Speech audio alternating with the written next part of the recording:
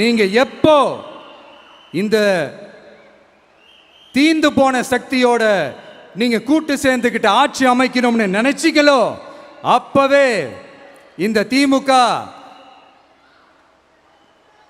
தூர்த்து போன சக்தியாகவும் ஆயிடுச்சு. நீங்களாம் நம்மளை பத்தி அவதூறு பேசலாமா சார்? இது நியாயமா? மக்களை இவ்வளவு பெரிய மக்கள் சக்தி நம்மளோடு இருக்கும் போது நமக்கு எதுக்கு வேற அரசியல்?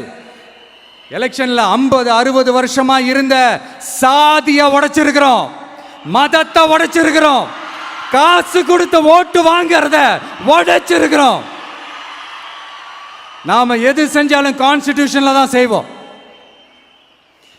நாம சிங்கிள் மெஜாரிட்டி வாங்கி இருந்தாலும் நம்மளை நம்பி முறையா கூட்டணியில கட்சியில ஆதரிக்க வர்றவங்களை அரவணைச்சு தான் இருப்போம்.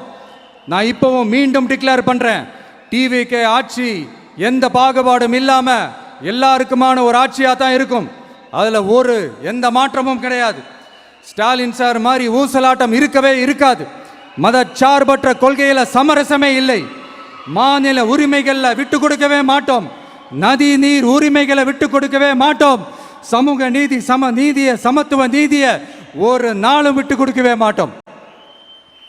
அதனால திருச்சி கிழக்கு தொகுதி மக்களே, தமிழ்நாட்டில் இருக்கிற 234 தொகுதியும் நம்ம தொகுதி தான். அதுல எந்த கட்சி ஜெயிச்சிருந்தாலும் அது நம்ம தொகுதி தான்.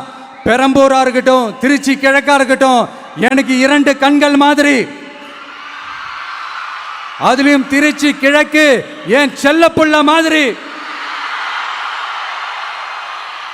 அதனால வரப்போற இடைத்தேர்தல்ல உங்க வீட்டில் இருக்கிற ஒருத்தரை உங்கள ஒருத்தரை தான் வேட்பாளரா நிக்க வைக்க போறோம்.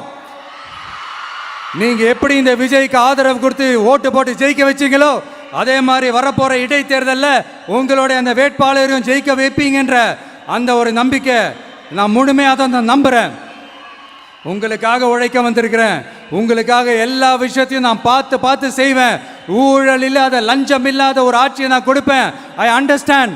ஒரே நாள் அது நடக்காததான், மேஜிக் இல்லை. பட் ஒரு நாள் அதை நான் நடக்க வைப்பேன்.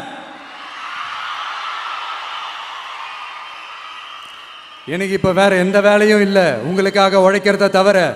என் கடன் இனி என் மக்களுக்கு பணி செய்து கிடைப்பதே. மீண்டும் என்னை ஜெயிக்க வச்ச தமிழக மக்களுக்கும் திருச்சி கிழக்கு தொகுதி மக்களுக்கும் மீண்டும் என்னுடைய நன்றியை தெரிவிச்சுக்கிட்டு கான்பிடண்டா இருங்க, நல்லதே நடக்கும், வெற்றி நிச்சயம். மீண்டும் சந்திக்கும் வரை